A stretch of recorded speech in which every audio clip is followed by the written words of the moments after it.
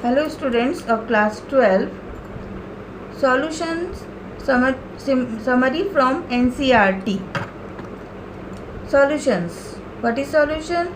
Solutions mixture of two or more than two components. So it has two parts, solvent and solute. Solvent component in largest quantity and solute other than solvent. Binary solutions means what? When one solvent and one solute is in solution. Types of solutions. There are three types of solutions: gaseous solutions, liquid solutions and solid solutions. Under gaseous solutions, when solvent is gas but solutes are gas, liquid and solid are three types. When liquid is solvent and solutes are gas, liquid and solids are another three types. And in solid solutions, solid is solvent and solutes are gas, liquid or solid. So all total there are 9 types of solutions. Composition of a solution is described by its concentration. Concentrations are two types: qualitative concentration and quantitative concentration. Concentration is described as mass percentage, volume percentage, mass by volume percentage, parts per million, mole fraction, molarity. Mass percentage, ppm, mole fraction and molarity are independent of temperature. That means they are not depends on temperature, whereas molarity is a function of temperature. Here is a question. Calculate the mole fraction of ethylene glycol in a solution containing 20% of C2H6O2 ethylene glycol by mass. So the answer is 0.068. Calculate the molarity of a solution containing 5 gram of NaOH in 450 ml solution. So by using molarity formula, solve this and the answer will be 0.278. This is your homework. Now solubility. Solubility of a substance is its maximum amount that can be dissolved in a specified amount of solvent at a specified temperature. It depends upon the nature of solute and solvent as well as temperature and pressure. Solubility of a solid in liquid. Sodium chloride and sugar dissolve readily in water, but naphthalene and anthracene do not. Why? Naphthalene and anthracene dissolve readily in benzene, but sodium chloride and sugar do not. Why? Because like dissolves like. Those substances which are having the same type of properties, means covalent compound or ionic compound, they dissolve easily. Now dissolution. When a solute is added to the solvent, some solute dissolves and its concentration increases in solution. This process is known as dissolution. Crystallization is another term. Some solute particle in solution collide with the solid solute particles and get separated out of solution. This process is known as crystallization. Saturated solution. Such a solution in which no more solute can be dissolved at the same temperature and pressure is called saturated solution, and solution is in dynamic equilibrium with undissolved solute. The concentration of solute in a saturated solution is called solubility. Solubility depends on the nature of substance, temperature and pressure. Now, Le Chatelier's principle states that a change in any of the factors that determine the equilibrium conditions of a system will cause the system to change in such a manner so as to reduce or to counteract the effect of the change. Effects of temperature. It is nearly saturated solution. The dissolution process is endothermic. The solubility should increase with rising temperature, and if it is exothermic, the solubility should decreases. Next is effect of pressure.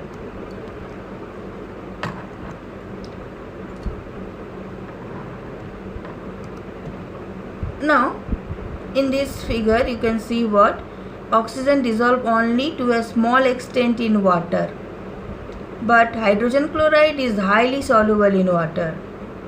Solubility of gases in liquid is greatly affected by pressure and temperature. So, on this, Henry's law is proposed. The solubility of a gas in a liquid is directly proportional to the partial pressure of the gas present above the surface of liquid or solution. Dalton said that the mole fraction of gas in the solution is proportional to the partial pressure of the gas over the solution. The most commonly used form of Henry's law states that the partial pressure of the gas in vapor phase is proportional to the mole fraction of the gas in the solution, and it's expressed as P proportional to KHx. Here KH is the Henry's law constant.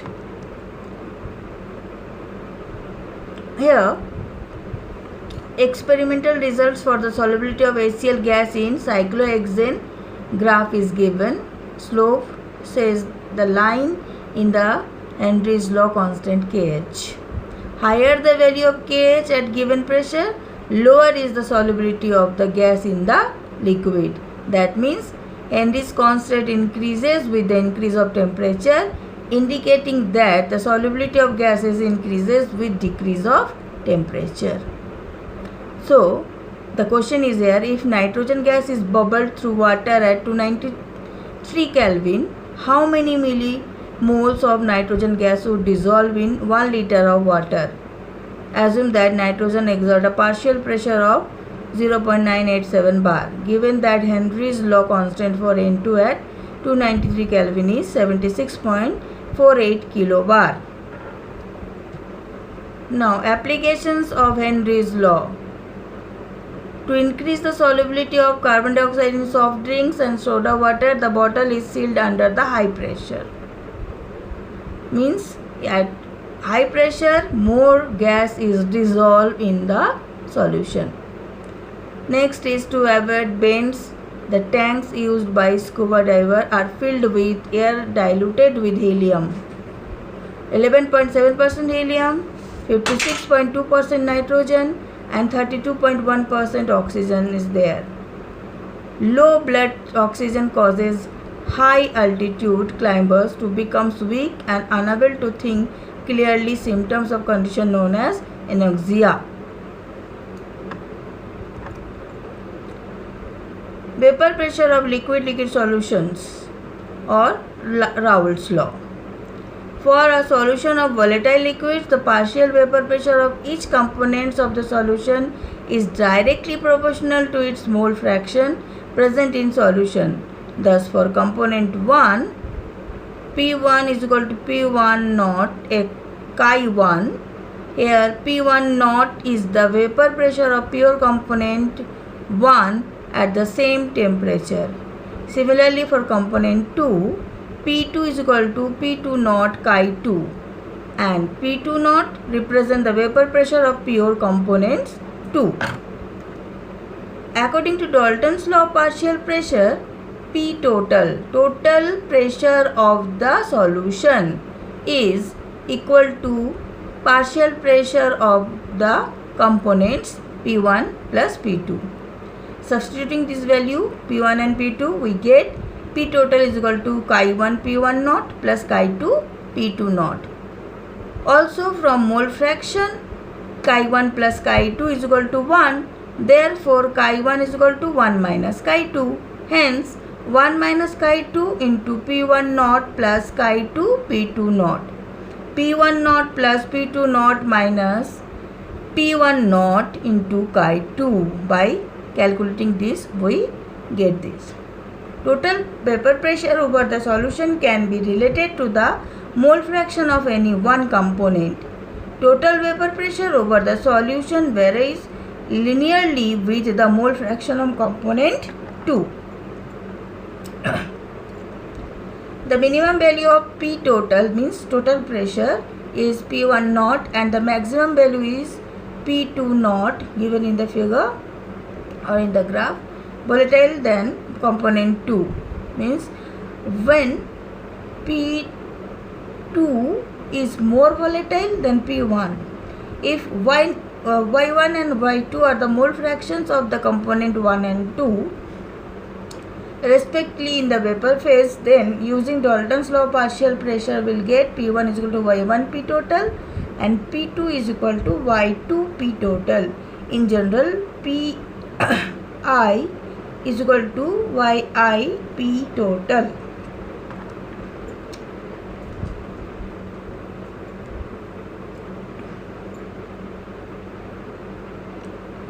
Raoult's law is a special case of Henry's law in which Kh becomes equal to P1 naught. Vapor pressure of solution of solids in liquids. Sodium chloride, glucose, urea and cane sugar in water. Iodine and sulfur dissolve in carbon disulfide.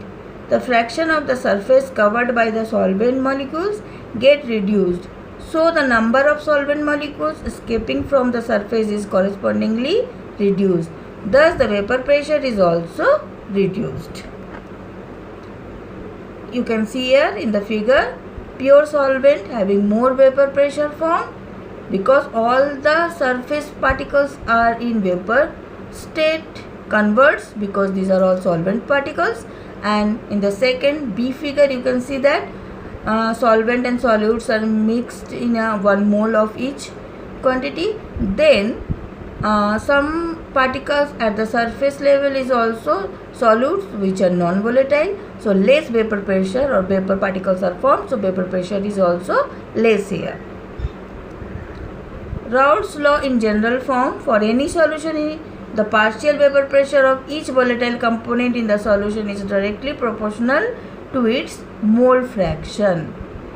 When the solute is non-volatile, only the solvent molecules are present in vapor phase and contribute to vapor pressure. Let P1 be the vapor pressure of the solvent, chi 1 be its mole fraction, Pi naught be its vapor pressure in the pure state. Then according to Raoult's law, P1 is equal to chi 1 P1 naught, that is given in the graph also. A linear straight line is formed here.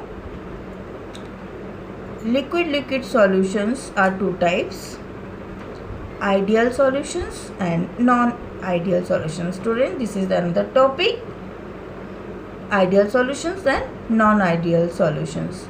Ideal solutions means which obey Raoult's law over the entire range of concentration are known as ideal solutions. The ideal solution have two other important properties. Delta X of mixture or mixing enthalpy is 0 and volume change is also 0, means enthalpy change and volume change is always 0 for an ideal solution. The intermolecular attractive forces between the particles of component AA and BB are nearly equal to those between AB. A perfectly ideal solution is rare, but some solutions are nearly ideal in behavior. Solutions of normal hexane and normal heptane, bromoethane and chloroethane, benzene and toluene, etc. fall into this category. They are almost ideal. Non-ideal solutions: when a solution does not obey Raoult's law over the entire range of concentration, then it is called non-ideal solution. The vapor pressure of such a solution is either higher or lower than the predicted by Raoult's law. If it is higher, the solution exhibits positive deviation, and if it is lower, it exhibits negative deviation from Raoult's law.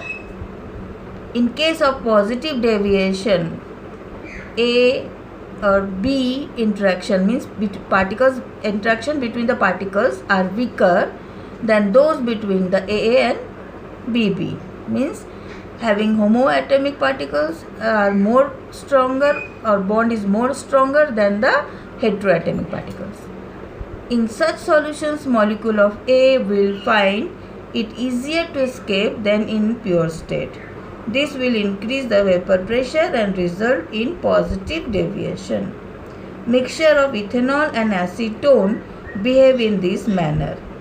In case of negative, the intermolecular attractive forces between AA and BB are weaker than those between AB and leads to decrease in vapor pressure, resulting in negative deviations. An example of this type is a mixture of phenol and aniline. Similarly, a mixture of chloroform and acetone forms a solution. Chloroform and acetone, CHCl3 and COCH3 with negative deviation from Raoult's law. This is because chloroform molecule is able to form hydrogen bond with acetone molecule. Between acetone and chloroform, hydrogen bond is formed. So, the figure is B. Now, another topic related to ideal and non-ideal solution, azeotrophs. Azeotrophs are binary mixtures having the same composition in liquid and vapor phase and boil at a constant temperature. It is not possible to separate the components by fractional distillation. There are two types of azeotrophs: minimum boiling azeotrophs and maximum boiling azeotrophs. Minimum boiling azeotrophs, the solutions which show a large positive deviation from Raoult's law. From minimum boiling azeotrophs at a specific composition, example ethanol, water mixture by fermentation of sugar, on fractional distillation gives a solution containing approximately 95% by volume of ethanol. Maximum azeotroph, the solutions that show large negative deviation from Raoult's law from maximum boiling azeotroph as a specific composition. Example, 68% nitric acid and 32% water by mass with a boiling point of 393.5 Kelvin. Thank you, students.